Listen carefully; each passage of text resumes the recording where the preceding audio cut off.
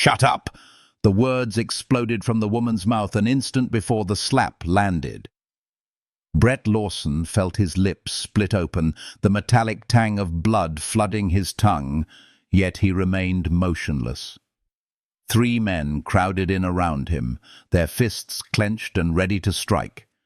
Behind him, the woman in the worn denim jacket stood trembling slightly, but her eyes held a fierce intensity, a quality that didn't quite match her unassuming appearance. Brett had a mere 48 hours before his past would inevitably catch up with him, 48 hours before his beloved daughter Katie would potentially pay the ultimate price for sins he'd dedicated the past 7 years to keeping buried deep. But in that very moment, standing in that desolate parking lot, the act of protecting a complete stranger felt like the first genuinely honest thing he'd done since the day he walked away from Garrett Kane's world.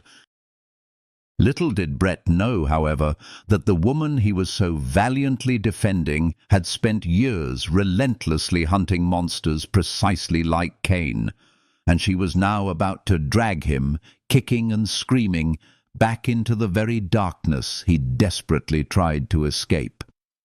The harsh, fluorescent lights of the dingy truck stop flickered erratically against the backdrop of the inky October night, casting long, distorted shadows across the vast parking lot where massive 18-wheelers sat like slumbering giants.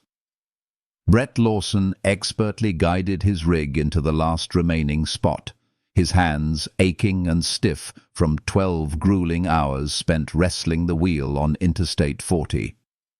The digital clock on his dashboard read 11:47 p.m. Just enough time, he figured, to grab a quick cup of lukewarm coffee before his nightly bedtime call with Katie.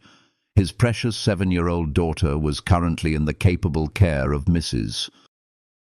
Patterson, their next-door neighbor, the kind elderly woman who had become their indispensable lifeline ever since Brett's wife had inexplicably walked out of their lives 3 long years ago. Brett climbed down from the cab, his worn work boots hitting the cracked asphalt with a resounding thud.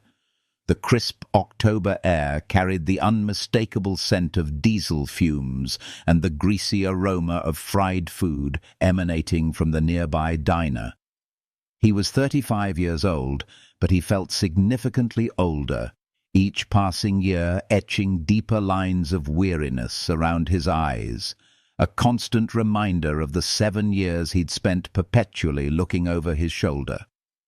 The faded scar on his left shoulder, carefully concealed beneath his flannel shirt, served as a painful reminder of the life he'd managed to escape, a life inextricably intertwined with Garrett Kane and the unspeakable things he could never, ever tell Katie, who still clung to the naive belief that her father was some kind of hero.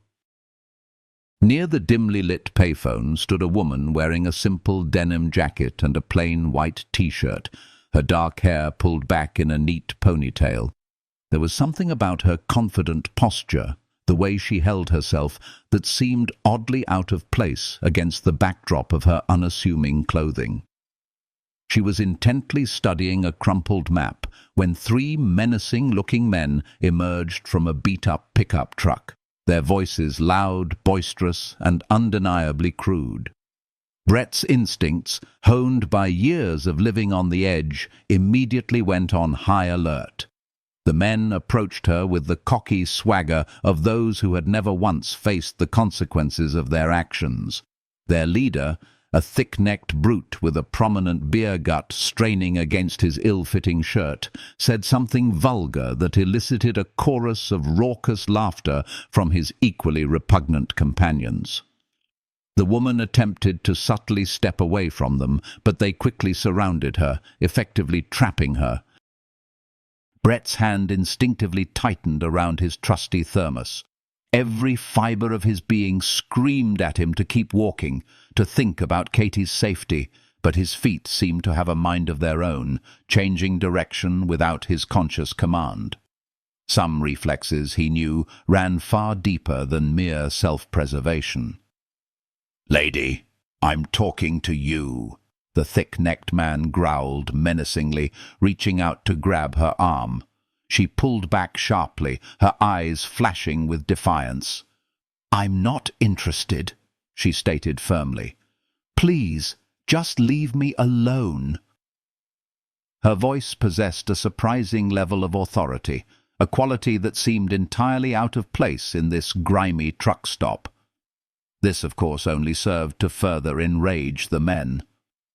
Another man, lanky and sporting a Confederate flag bandana tied around his greasy hair, stepped menacingly closer. "Stuck-up broad needs some manners," he sneered. The thick-necked man shoved her roughly against the payphone, the impact echoing slightly in the night air. Brett's body reacted almost entirely on autopilot. "Hey!" His voice, amplified by the relative quiet of the parking lot, cut through the tension like a knife. "The lady asked you to leave her alone. Time to move on." Brett purposefully positioned himself between the three men and the woman, effectively creating a physical barrier. Thickneck sneered, his eyes narrowing with hostility. "This ain't your business, trucker." Brett carefully set his thermos down on the ground, the metallic clang barely audible. "I'm making it my business," he replied evenly. "Walk away, now." The man's fist came quickly, but Brett had anticipated the move. He deftly dodged the blow and drove his own fist squarely into the man's solar plexus, the force of the impact sending a jolt up his arm. The other two men immediately surged forward, attacking Brett simultaneously. He blocked a wild swing, absorbed a painful blow to his ribs, and then Thickneck produced a rusty tire iron from seemingly nowhere. The stakes had just been raised to lethal. Brett instinctively adopted a defensive stance, keeping his body positioned between the men and the woman, acting as her shield. The tire iron came down with brutal force. Brett managed to block the blow with his left arm, but an explosion of searing pain erupted through his bones. The lanky man grabbed him from behind, locking his arms around Brett's neck in a tight chokehold. Thickneck raised the tire iron once more, his eyes filled with malicious intent. Then, completely unexpectedly, the slap came. The woman had stepped forward and slapped Thickneck hard across the face, the sound echoing in the night. "Shut up!" she yelled, her voice surprisingly powerful. "All of you! Shut up and listen!" Her unexpected intervention only served to enrage Thickneck even further. He turned the tire iron towards her, his face contorted with fury. Brett threw his head back with brutal force, slamming it into Lanky's nose. The chokehold loosened momentarily.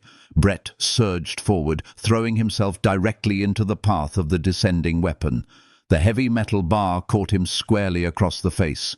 Brett's head snapped violently sideways, a rush of blood flooding his mouth, his vision exploding in a blinding flash of white, then red.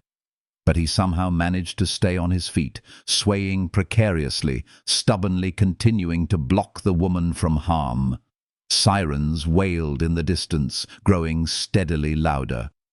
The three men, realizing the situation had spiraled out of control, scattered, tires squealing as they sped away into the night.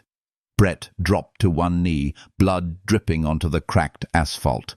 The woman knelt beside him, her eyes sharp and intelligent. "Don't move," she instructed urgently. "The ambulance is coming." Brett shook his head, his vision still swimming slightly. "No hospital," he mumbled, his words slurred. "Can't afford it." What he really couldn't afford, however, was unwanted attention.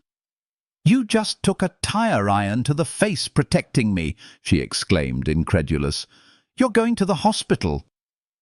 Brett grabbed her wrist, his grip surprisingly strong despite his injuries. "No, I need to go," he insisted. He attempted to stand, but his legs felt weak and unsteady. She caught him, her strength surprising. "Stubborn," she muttered. "Fine.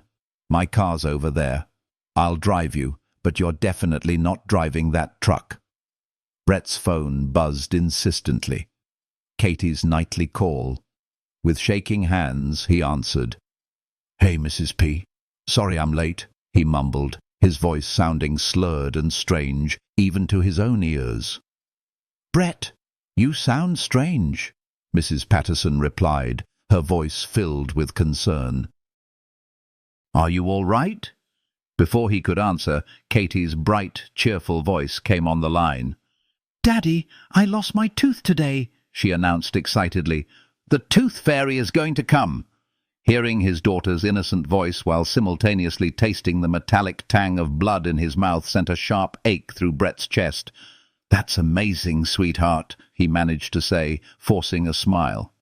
"Did you save it, like we talked about?"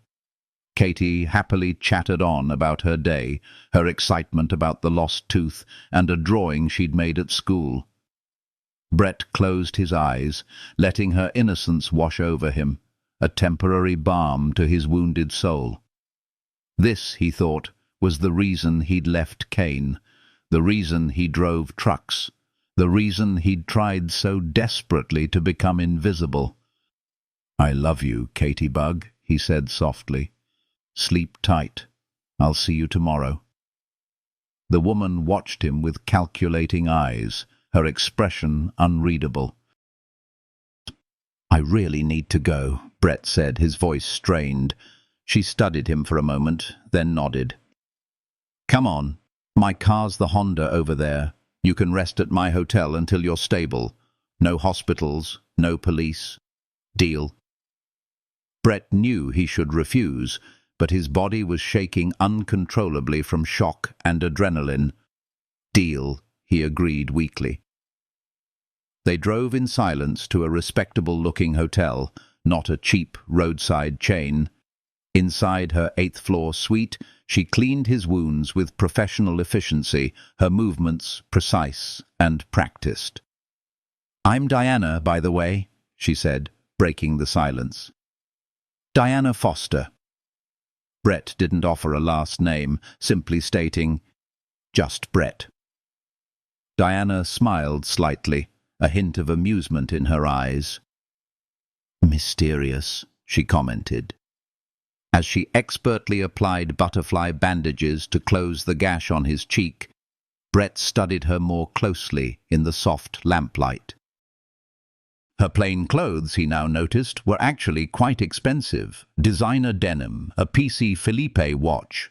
Brett had witnessed enough wealth during his time with Kane to recognize it even when it was deliberately hidden. "You're not who you seem," he said quietly, his voice laced with suspicion. Diana's hands paused briefly in their task. "Neither are you," she replied evenly. "The way you moved, the way you positioned yourself, assessed the threats, that was training, not just instinct." She efficiently disposed of the bloody gauze and swabs. "I was at that truck stop, looking to witness something genuine, something real. I spend most of my time trapped in sterile boardrooms. I wanted to know if there were still decent people out there, people who would do the right thing, even when it came at a significant cost to themselves." Brett laughed bitterly, the sound devoid of any humor. "You definitely picked the wrong guy," he said. "I'm not decent." "I'm just trying desperately to be better than I was." Diana moved to stand between him and the door, her eyes fixed on his. "What if I could help you?" she asked, her voice low and intense. "Really help you?" Brett's instincts screamed a cacophony of warnings. "Help me with what?" he asked cautiously. Diana pulled out her phone and showed him a news article, a grainy photo of a man in handcuffs. Brett's blood went cold. "Garrett Kane," he whispered, recognizing the face despite the years. 3 years ago. The charges never stuck. Garrett Kane, Diana repeated, watching his face intently. Runs a massive trafficking network. The man who grabbed me at the truck stop had a tattoo, 3 interlocking chains. It's Kane's organization's mark. Brett's stomach dropped. You're researching Kane? Diana nodded. For 2 years, she confirmed. And you recognized his name? Did you used to work for Garrett Kane? Every fibre of Brett's being screamed at him to run, to disappear, to protect Katie at all costs, but he was simply too tired to keep running. Yes, he admitted reluctantly. 7 years ago, 18 months. Then I got out. Diana didn't flinch, her gaze unwavering. What did you do? Brett met her gaze, his eyes filled with a mixture of shame and regret. I drove trucks, moved cargo. I didn't ask questions about, provided security, intimidated people. I never killed anyone, never hurt any kids, but I knew deep down what was in those trucks. Why did you leave? Diana asked softly. Brett touched the faded scar on his shoulder, a silent reminder of the turning point in his life. I opened a truck one day, he said, his voice barely above a whisper. I heard crying. Inside were 12 girls, Katie's age or younger, chained up, terrified.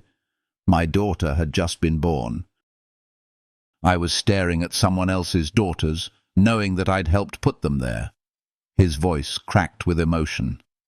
I called the cops, he continued. An anonymous tip. Gave them everything I knew. Then I ran. Kane suspected, but he couldn't prove anything. Diana sat down beside him, her presence surprisingly comforting. The girls you saved, she said softly. I know about them. All 12 were recovered, returned to their families. I've been looking for the person who made that call for 2 years. She showed him a series of photos on her phone, smiling young women now living their lives. One's in college, another's married. One's even a teacher at an elementary school. You saved them, Brett. You gave them futures. Brett's hands shook uncontrollably. He'd never known what had happened to them after that night. I waited too long, he said, his voice filled with self-reproach. How many were there before those 12? Diana's hand covered his, her touch firm and reassuring. But you stopped, she said. You did the right thing. Now you have the opportunity to do it again, to stop Kane permanently. Brett's phone rang, the sudden sound jarring him back to reality. Unknown caller. His hand shook as he answered. Hello? The voice on the other end was smooth, familiar, and utterly terrifying. Hello, Brett. It's been a long time. Garrett Kane. Brett's knees nearly buckled beneath him. Diana immediately started recording the call on her phone. How did you get this number? Brett managed to ask, his voice barely a whisper. Kane chuckled, the sound sending a shiver down Brett's spine. I've known where you were for 6 months, your address, your routine, Katie's school schedule. Then, tonight, you decided to make a scene at that truck stop. Brett's vision went red with a surge of blind rage. What do you want? Kane's voice hardened, losing its veneer of civility. I want you to know that I know everything.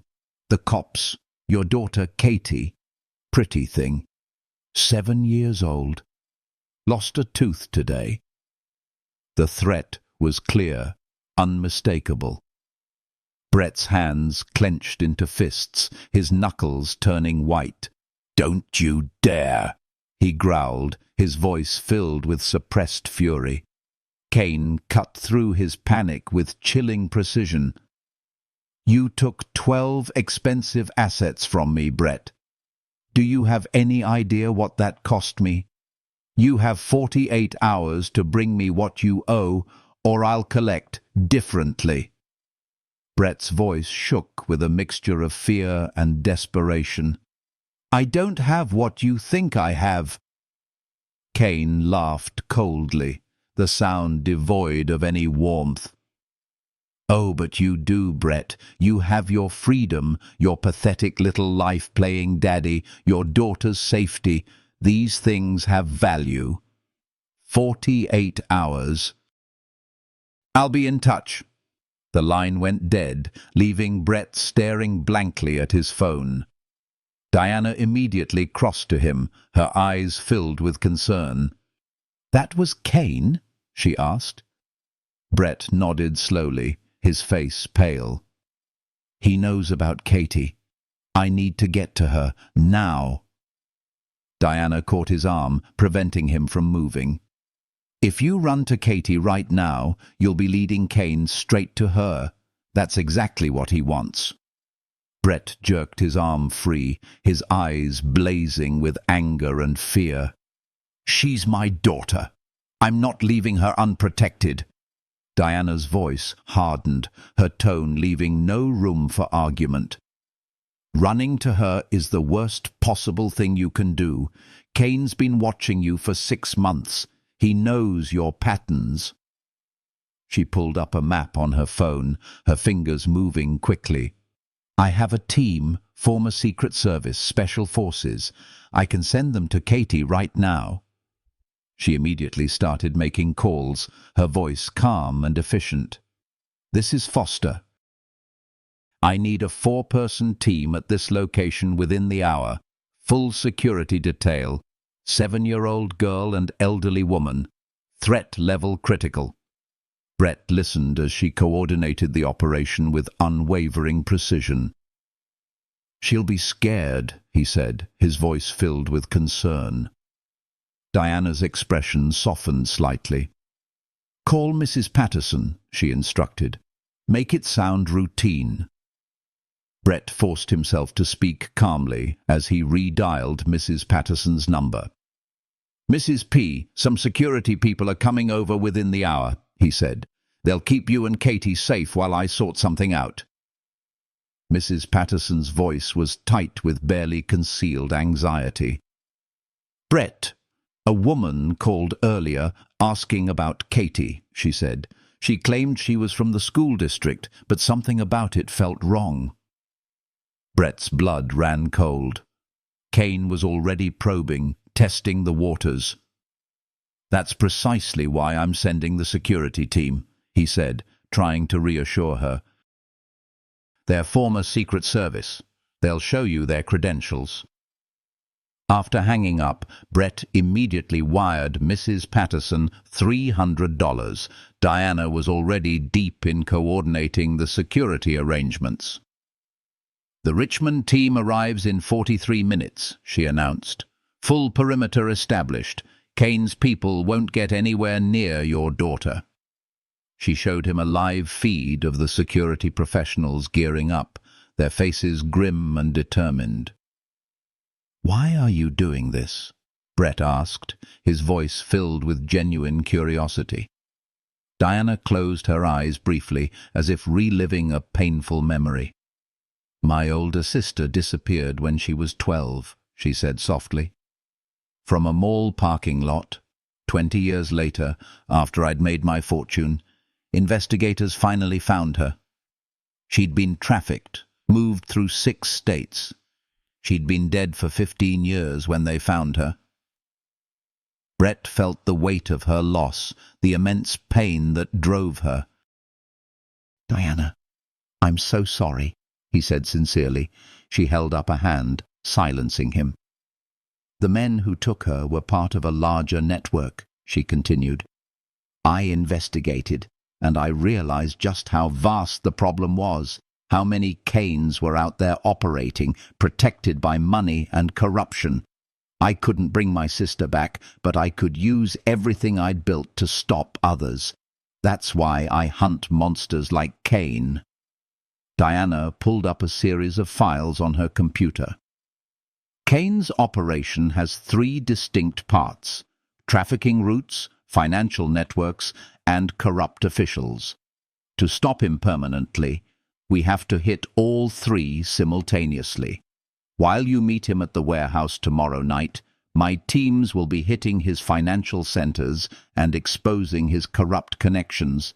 We'll document everything, release it all at once.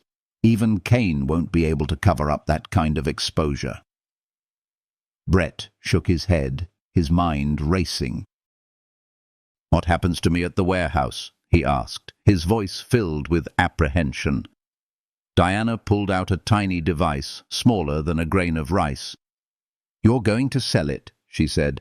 "Make Kane believe you came alone, scared, desperate. Get him talking, incriminating himself. I'll wire you with this, and this tracker goes under your skin where they won't find it. I'll know exactly where you are. 30 minutes. Keep him engaged for 30 minutes, and my extraction team will pull you out."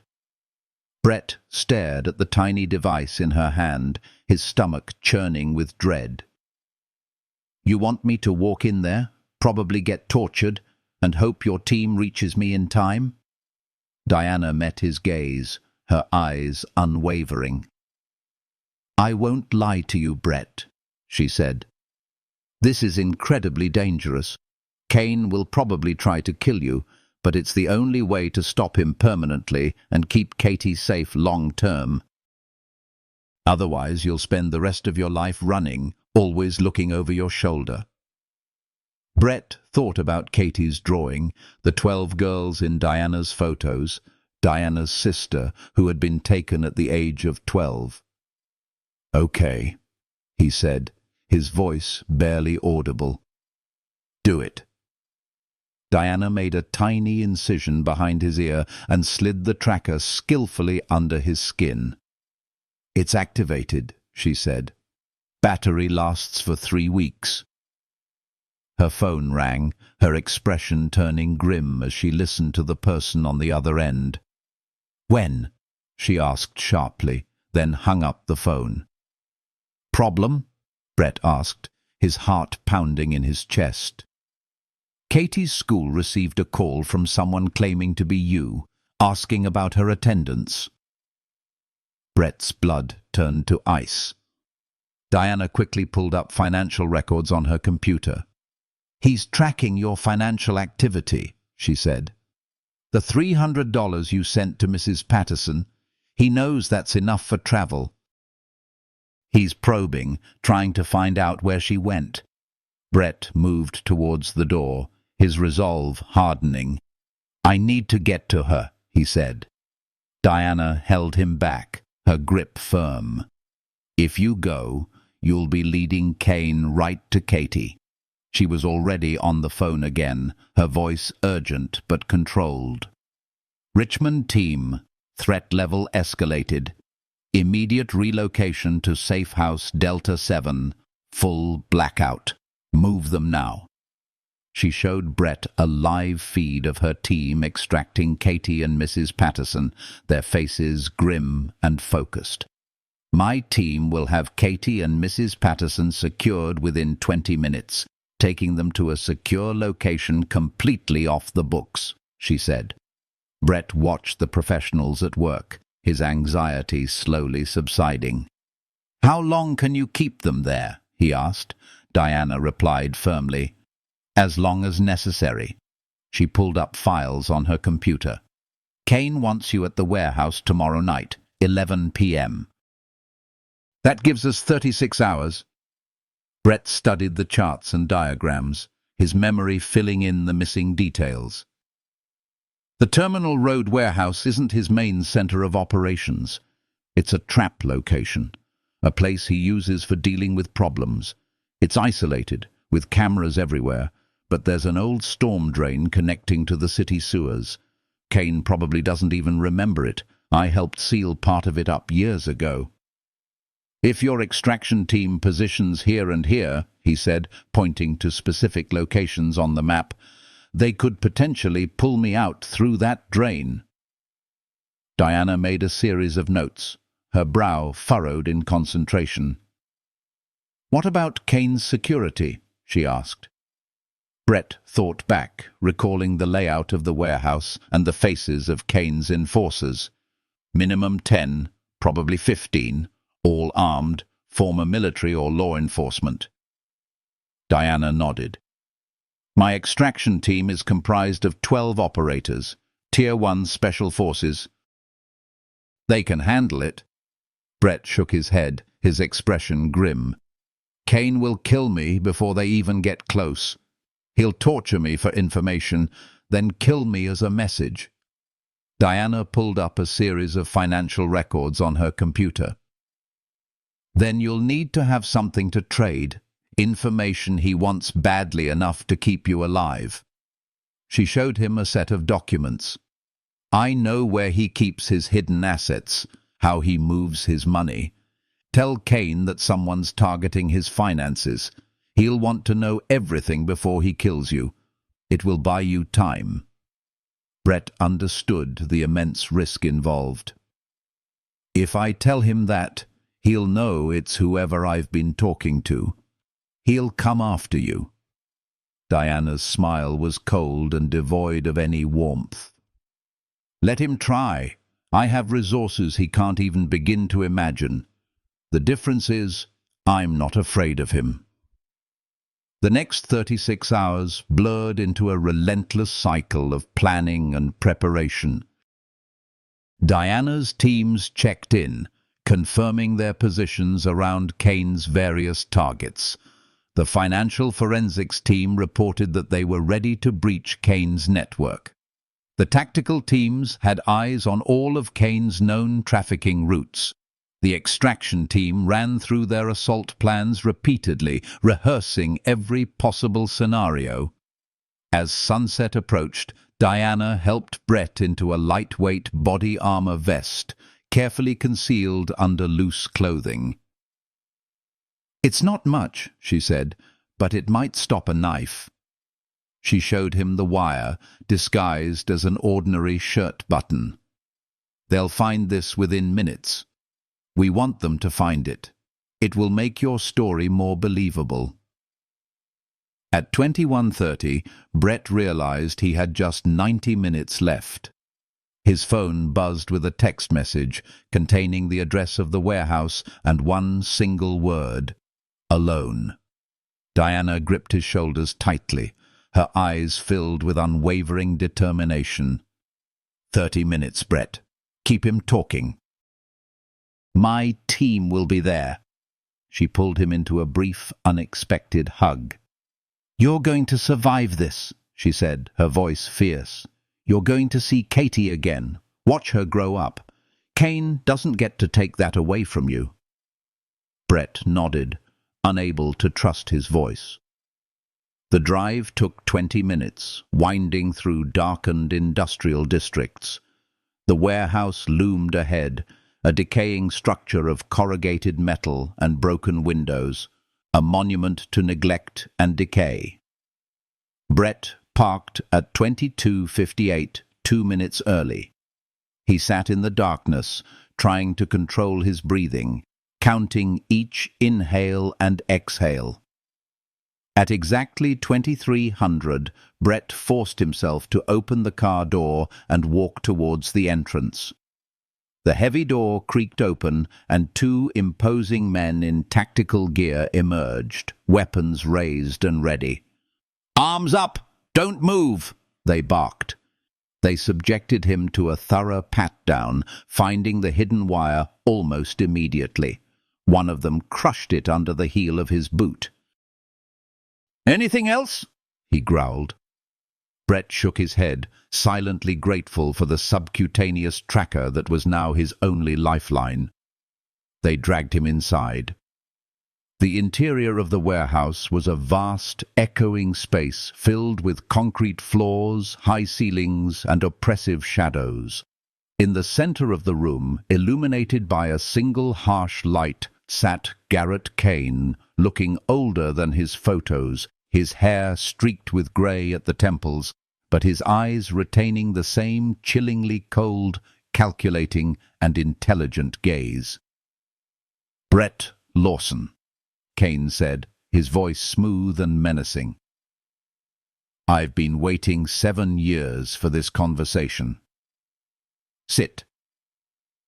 Let's talk about debts." Brett was shoved roughly into a metal chair, his hands zip-tied tightly behind his back. Around the perimeter of the room, 12 heavily armed men stood watch, their expressions grim and impassive. No escape, he thought, except for that storm drain, 300 feet away, 30 minutes. Kane leaned forward, studying Brett as if he were some kind of fascinating specimen. "I almost admired what you did," he said, his voice laced with a hint of sardonic amusement. "Walking away from good money, security, a future, all because of a misguided sense of conscience. Almost noble, stupid, but noble." Brett met his gaze, his eyes filled with defiance. "They were children," he said, his voice unwavering. "Human beings." Kane smiled without any warmth. "That sentimentality has always been your weakness, Brett. You feel too much. You care about things that simply don't matter." He stood up and began circling Brett's chair, his movements predatory. "But here we are," he continued. "You've finally learned that debts always catch up, eventually." Brett kept his voice steady, refusing to show any fear. "What do you want? I don't have your money." Kane stopped directly in front of him, his eyes glinting with malice. "You have information. You interfered with my men. Why? Who's the woman? Who are you working with?" Brett repeated the story he had rehearsed with Diana, his voice calm and controlled. "I'm not working with anyone," he said. "Wrong place, wrong time. I didn't even know those were your men until you called." Kane's fist came without warning, catching Brett squarely on the jaw. An explosion of pain erupted through his already injured face. "Don't lie to me, Brett," Kane hissed. "My men wear identifying marks for a reason. You recognized them, which means you've been tracking my operation. Who hired you?" Brett spat out a mouthful of blood. "Nobody hired me," he said, his voice thick with pain. "I've been driving trucks for 7 years, trying to stay invisible. I just reacted when I saw someone in trouble." Kane hit him again, harder this time. The woman was wearing a wire. "We pulled the surveillance footage. She photographed their tattoos." "That's professional surveillance." Brett's mind raced, realizing that Kane knew far more than he had anticipated. "I don't know anything about any surveillance," he said. "I saw someone being harassed, and I stepped in." Kane circled behind him, his voice dropping to a dangerous whisper. "You're protecting someone," he said. "The woman. Who is she? FBI? ATF? Private security?" When Brett didn't answer, Kane leaned in closer, his breath hot on Brett's ear. "Or someone with money, someone investigating me, needing an insider." Brett felt the full force of Kane's intelligence, the way he was dissecting the situation, piecing together the truth. "I don't know what you're talking about," he said, his voice strained. Kane walked over to a nearby table, picking up a selection of menacing-looking tools, pliers, knives, and other implements of torture. "We have time, Brett," he said, his voice dangerously calm. "Lots of time. But let me give you some incentive." Kane turned back to face Brett, smiling at his horrified reaction. "While you've been wasting my time, my people have located Mrs. Patterson," he said. 315 Oak Street, right?" Brett's heart stopped, his blood turning to ice. Kane saw the fear in his eyes, and his smile widened. "Now you understand," he said softly. "You're going to tell me everything about who you're working with, what they know, what they're planning. In exchange, maybe, just maybe, I'll let your daughter live." Brett's vision tunneled with a mix of rage and terror. Diana had assured him that Katie was secure, that Mrs. Patterson had been extracted. But what if Kane had found them first? "I'm working with a billionaire named Diana Foster," Brett said, the words spilling out in a desperate attempt to buy time. "She owns Foster Security Solutions. She's been investigating you for 2 years, trying to gather evidence. Tonight was just reconnaissance." "That's all I know." Kane's expression shifted to one of satisfaction. "Diana Foster," he said, the name rolling off his tongue. "I know that name. She's been a nuisance. Her company keeps interfering with my operations. And now she's recruited you. Interesting." He pulled out his phone. "You're going to call her right now," he said. "Tell her you need to meet, that you have information. When she arrives, my men will be waiting." Brett nodded slowly, his mind racing. If Kane wanted Diana to come here, it meant that he was still unaware of the teams positioned around his various operations. The plan might still work. "I'll call her," he said. "But you should know something.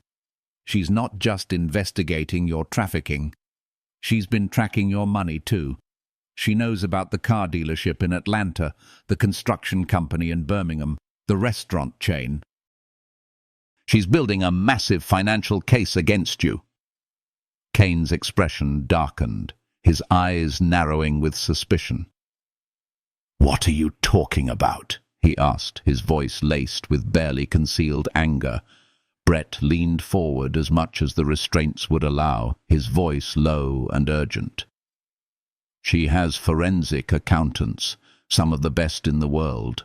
They've traced every dollar you've laundered, the shell corporations, the offshore accounts, all of it. She knows how you move your money, who you pay off, which cops and politicians are on your payroll.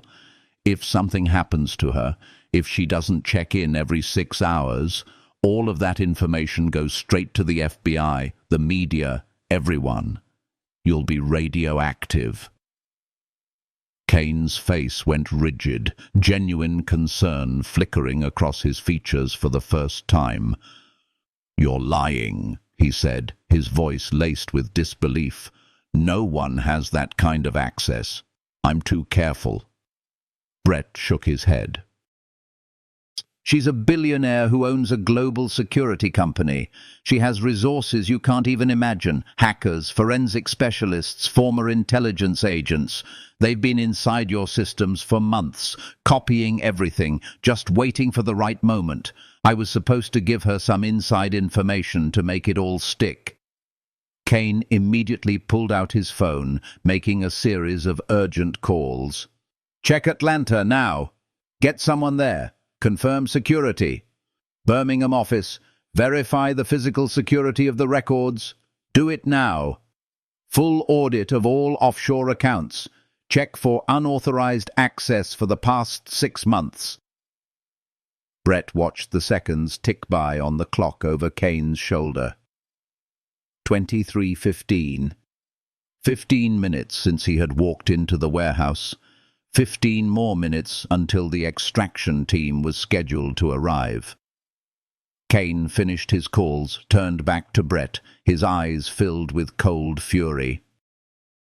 "If what you're saying is true, if Foster has actually penetrated my financial networks, then you're about to become useful in a completely different way," he said, his voice dangerously low. "You're going to tell me exactly what she knows, where she keeps the information, how to neutralize it, or I start sending pieces of your daughter to you." Brett forced himself to remain calm, despite the wave of panic threatening to overwhelm him. "I don't know where she keeps the information," he said, his voice unwavering. "She's too smart to tell someone like me. She's releasing everything tomorrow if I don't check in. It's her insurance policy, you know.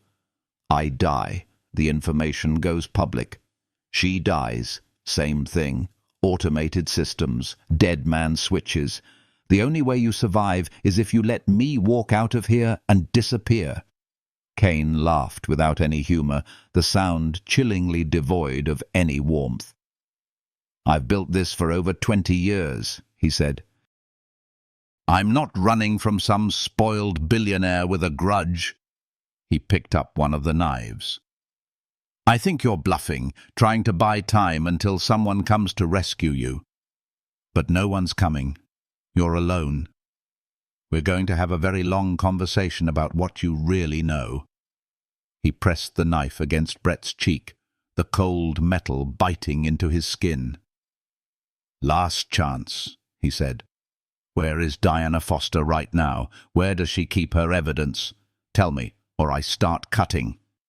Brett met Kane's eyes, seeing the absolute conviction that gunfire ripped through the air outside. "Get those backup generators online now." The sharp cracks of gunfire echoed through the metal structure. More shouts, men running everywhere. Kane's hand shot out, grabbing Brett's throat. "What did you do?" he snarled. Brett couldn't answer. He couldn't breathe, not with Kane's hand crushing his windpipe. Emergency lights flickered on, casting a dim red glow that turned everything into a nightmare.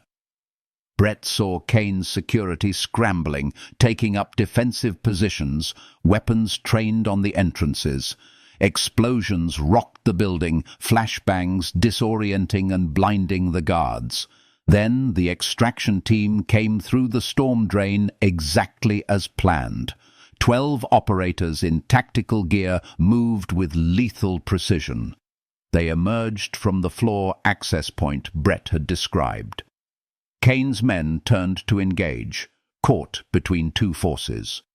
The extraction team came from one direction while more operators breached the main entrances. The firefight was brief and brutal. Kane's men were good, but Diana's team was better, moving with well-rehearsed, trained coordination. Within 90 seconds, half of Kane's security was down.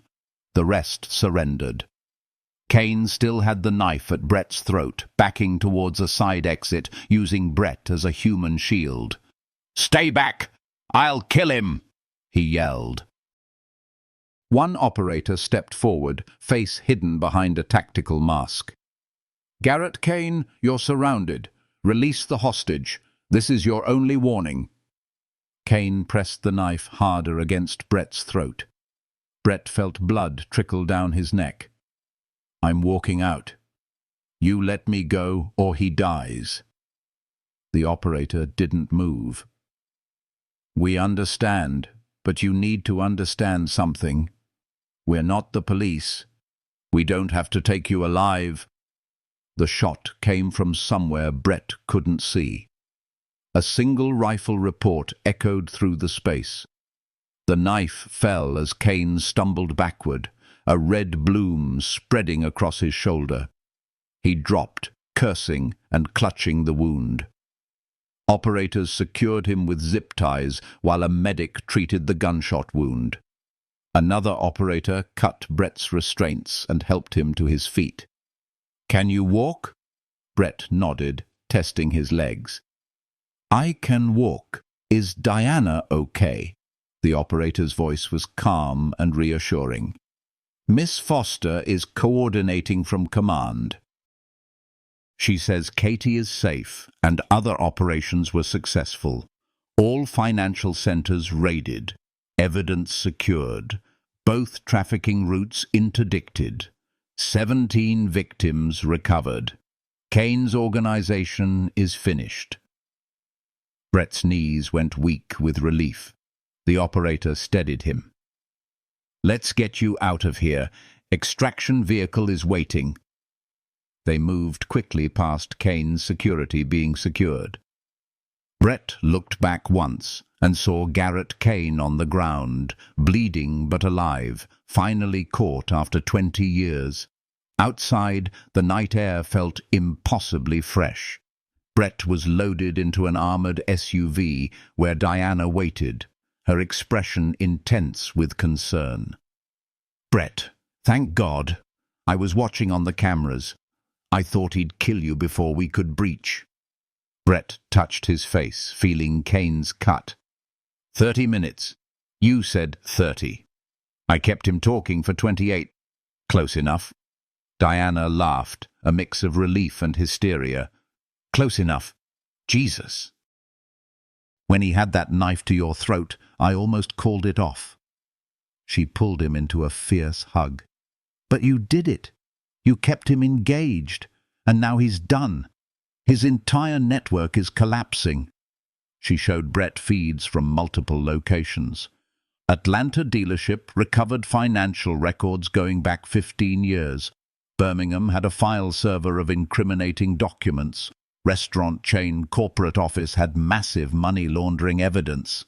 We have enough to put Kane and his associates away for life.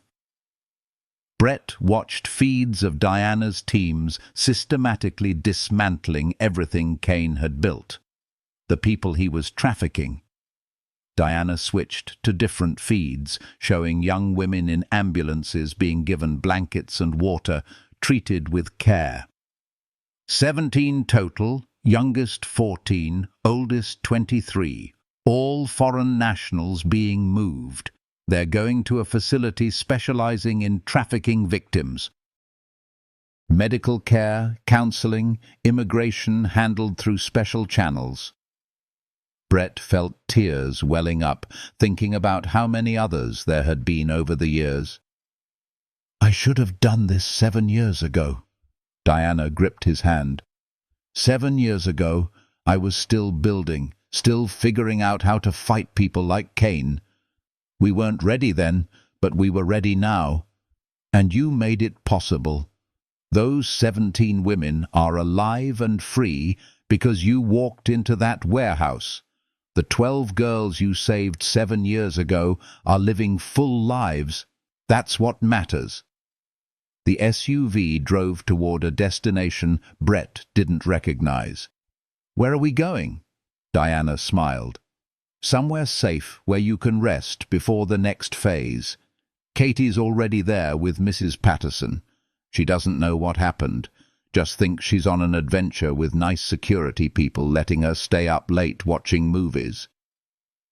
Brett's chest ached with the need to see his daughter. They arrived at an estate outside the city, gated and secure. Brett barely noticed the luxury as he was led inside, his entire focus on finding Katie. She was in a large living room with Mrs. Patterson watching cartoons on an enormous television. When she saw Brett, she jumped up with a squeal. "Daddy, you're here! This place has a pool, and they said maybe I can swim tomorrow." Brett caught her, lifting her and holding her tight, breathing in the scent of strawberry shampoo and feeling her solid warmth. She was real. She was safe here. "Hey, Katie Bug, I missed you so much." Katie pulled back, concerned. "Daddy, you have cuts. Did you fall?" Brett touched the injuries he'd forgotten about. "Yeah, sweetheart, I fell. But I'm okay now. Everything's okay." Mrs. Patterson stood, her eyes meeting Brett's with understanding beyond words. "I'll take Katie to get some ice cream from the kitchen." "Give you a moment." She led Katie away, the girl chattering about the pool and the nice people with guns. Diana appeared beside Brett. "She's been amazing. Thought this was all a big adventure." Brett sank onto the couch, exhaustion catching up to him. What happens now? Kane's in custody, but he has lawyers and connections. What if he gets out? Diana sat beside him. Kane's not getting out. The evidence we collected is being released to every major news outlet and law enforcement agency as we speak. By morning, his name will be everywhere. Every politician and cop he paid will scramble to distance themselves. His protection network is gone. She showed him news sites already running breaking stories about a major trafficking network being dismantled. As for his people, most will scatter now that the money and protection are gone. The ones seeking revenge will find you've disappeared. New identity, new location, new life. By tomorrow afternoon, Brett Lawson won't exist. Brett looked at her. New identity? You're serious? Diana nodded. Completely. You and Katie get a fresh start somewhere far from here. New names, backgrounds, all documentation. I have a house picked out in Colorado. Beautiful area, good schools, enough money to live comfortably while you figure out what you want to do. The enormity of it overwhelmed Brett. Why? Why do all this? Diana's expression softened. Because you did the right thing when it mattered. 7 years ago and tonight. Because you protected a stranger and took a beating. Because you're the kind of person who deserves a second chance at a normal life with your daughter. She stood. And because my sister never got that chance, but maybe I can make sure other people do. Katie ran back, her face covered in chocolate ice cream. Daddy, can we really live here?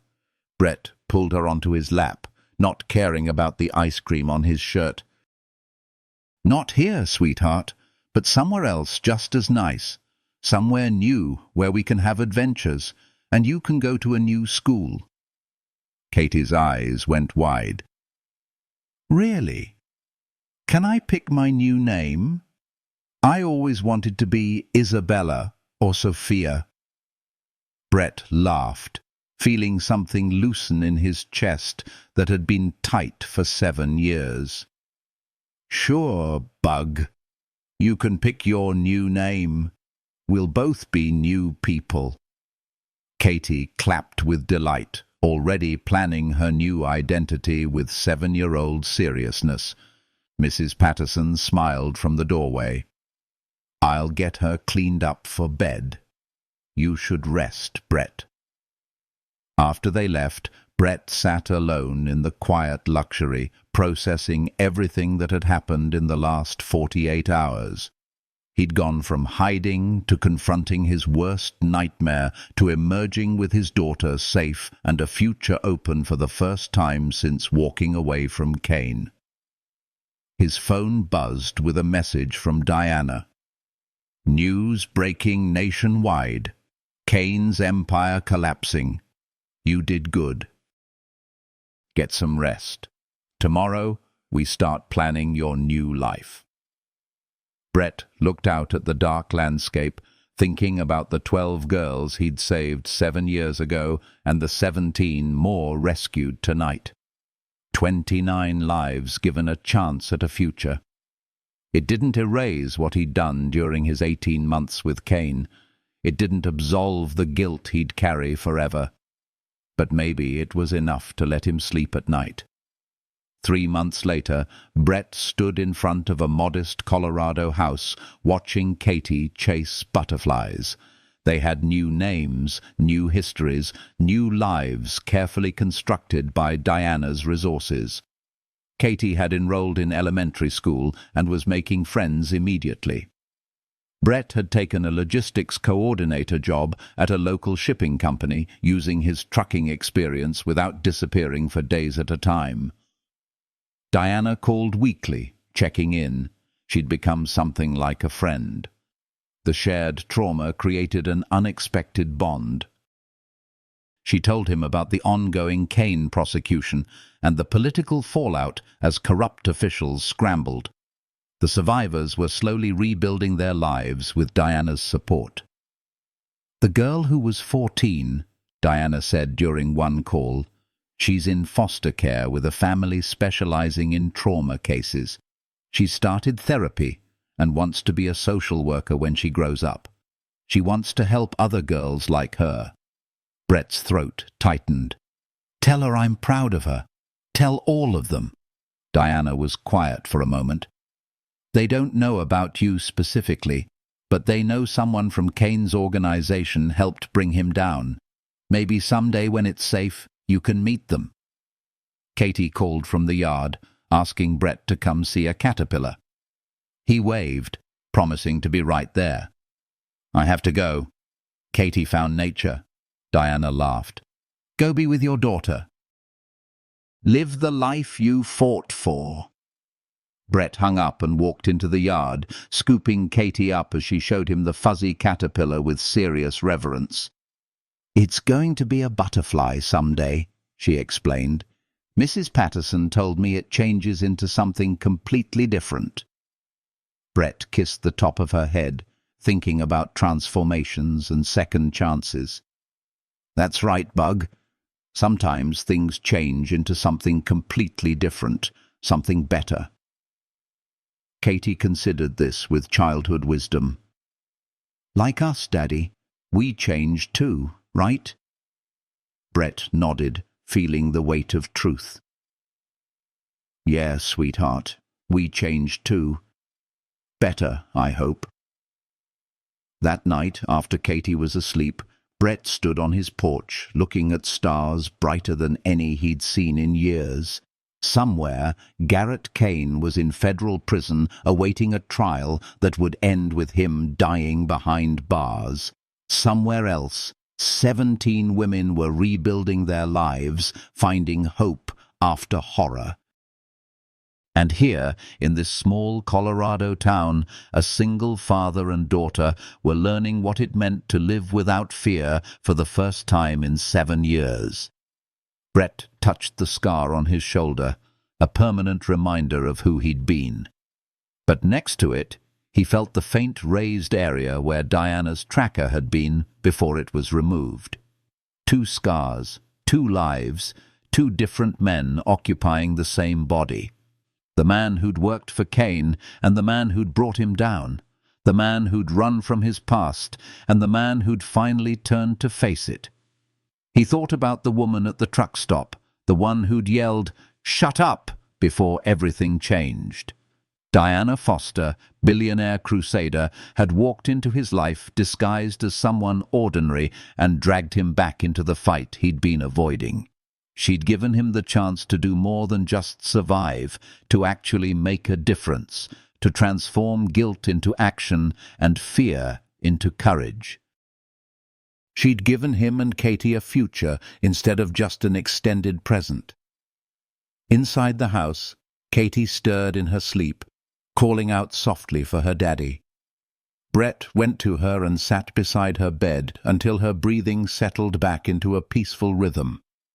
Her new room was decorated with drawings she'd made, including one of the 2 of them under a rainbow, just like the one from their old life, but somehow brighter, more full of promise. We're going to be okay, Brett whispered to his sleeping daughter. We're going to be better than okay. The next morning, Brett woke up early and made Katie's favorite breakfast, pancakes shaped like butterflies. She came running downstairs in her new school uniform, her backpack bouncing on her shoulders. Daddy, today we're learning about heroes in class. Mrs. Anderson said we have to talk about someone we think is brave. She climbed onto her chair, drowning her pancakes in syrup. I'm going to talk about you because you drove us all the way here and started everything new. That's brave, right? Brett felt his throat tighten as he poured orange juice into her glass. I think you're the brave one, Bug. Moving to a new place, making new friends, trying new things. That takes real courage. Katie considered this seriously, her fork halfway to her mouth. Maybe we're both brave, like a team. She took a bite, then grinned, syrup on her chin. A butterfly team. Because we both changed into something new. After dropping Katie off at school, Brett drove to work through streets that were starting to feel familiar.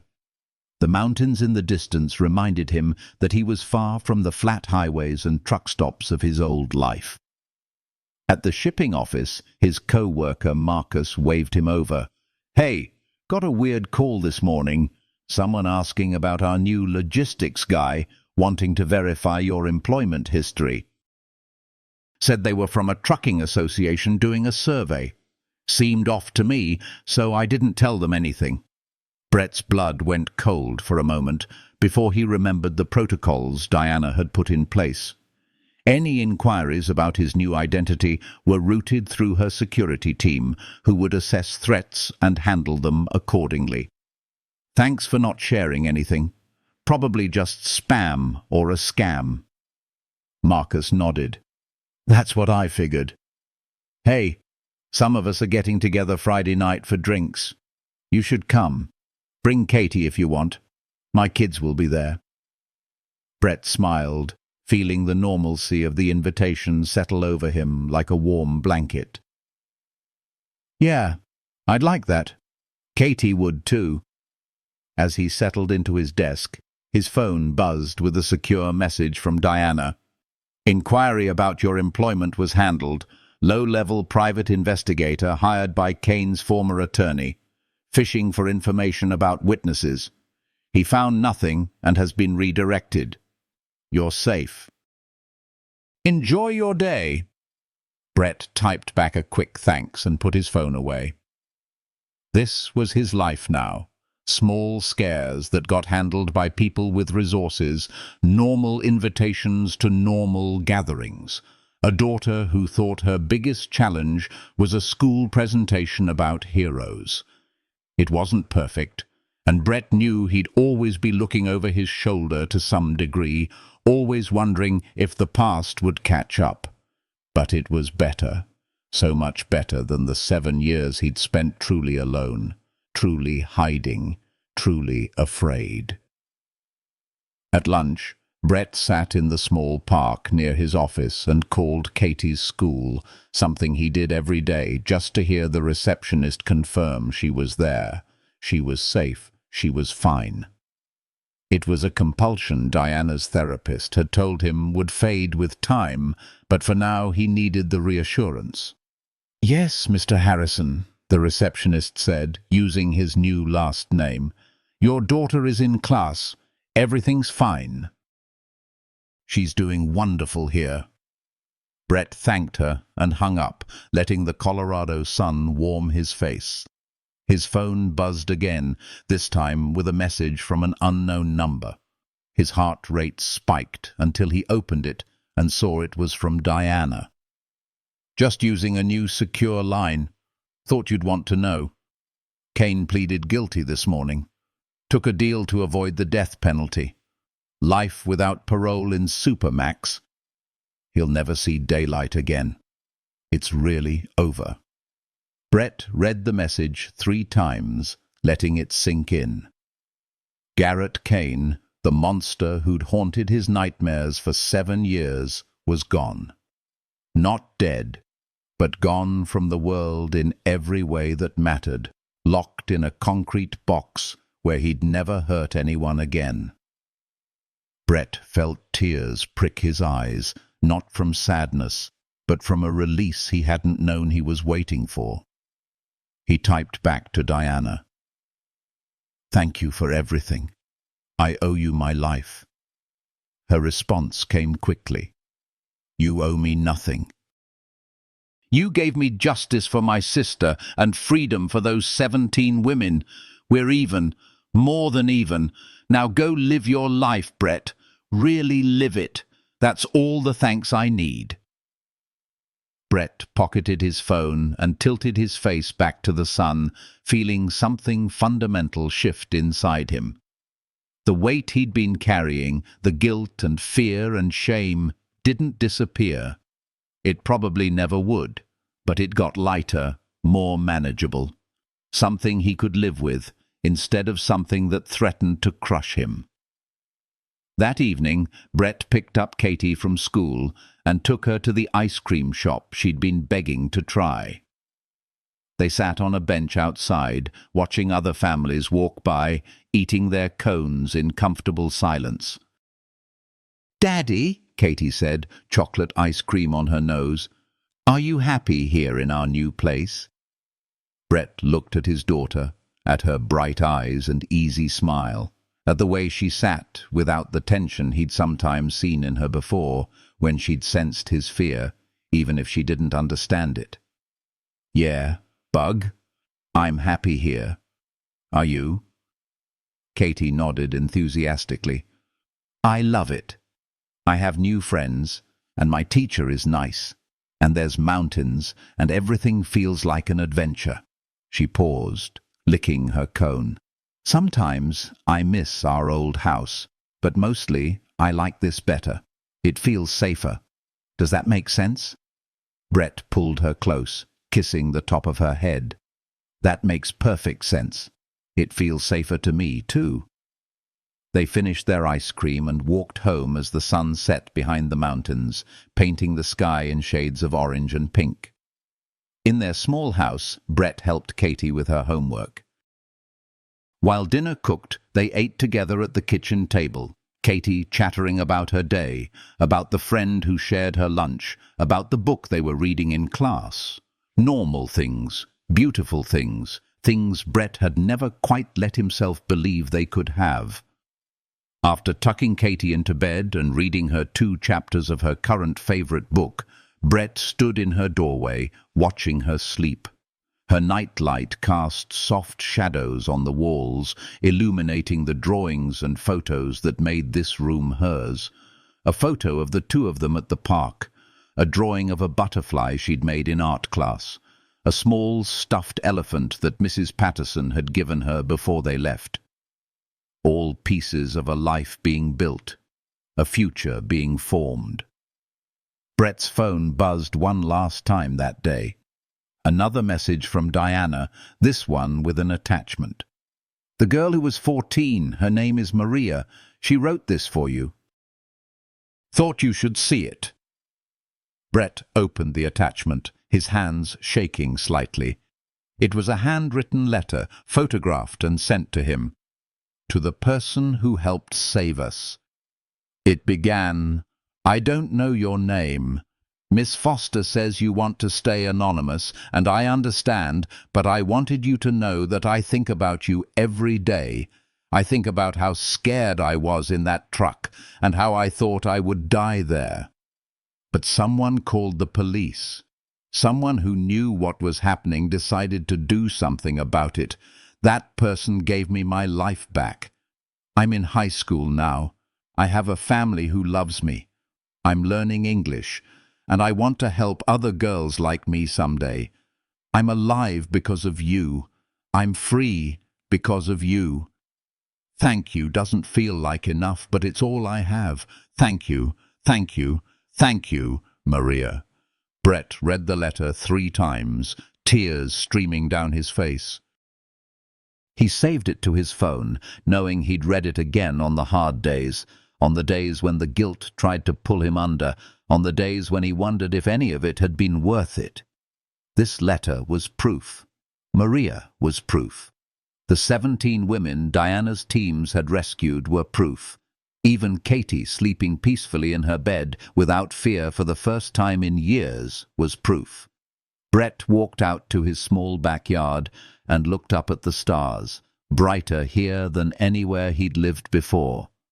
Somewhere in those stars, maybe Diana's sister was at peace, knowing her death hadn't been meaningless, that it had sparked something that saved others. Somewhere in a federal supermax prison, Garrett Kane was learning what it felt like to be caged, to be powerless, to be at the mercy of a system that didn't care about his comfort or his freedom. And here, in this small Colorado town, Brett Harrison, no longer Brett Lawson, stood in his backyard and felt something he hadn't felt in 7 years. He felt free, not just safe, not just hidden, but actually free. Free from the past, free from the guilt, free from the fear that had defined every choice he'd made since that night in the warehouse when he'd first heard those 12 girls crying. The road to redemption had been longer and harder than he'd ever imagined. It had cost him everything: his name, his history, his old life. But it had also given him everything: his daughter's safety, his own peace, and the knowledge that he'd finally done enough good to balance the scales, even if just a little. Brett didn't believe in perfect endings. He'd seen too much darkness to believe the world worked that way. But standing there under the Colorado stars, with Katie safe inside and Kane locked away forever, with 17 women free and 12 more living full lives, Brett allowed himself to believe in something close. Not a perfect ending, but a good enough one, a second chance that he'd earned through blood and fear and the willingness to finally face the monster he'd been running from. And sometimes, Brett thought as he headed back inside to his sleeping daughter and his new life, sometimes good enough was more than enough. Sometimes it was everything. The Butterfly Team, as Katie had called them, had finally completed their transformation, and the future, for the first time in 7 years, looked bright.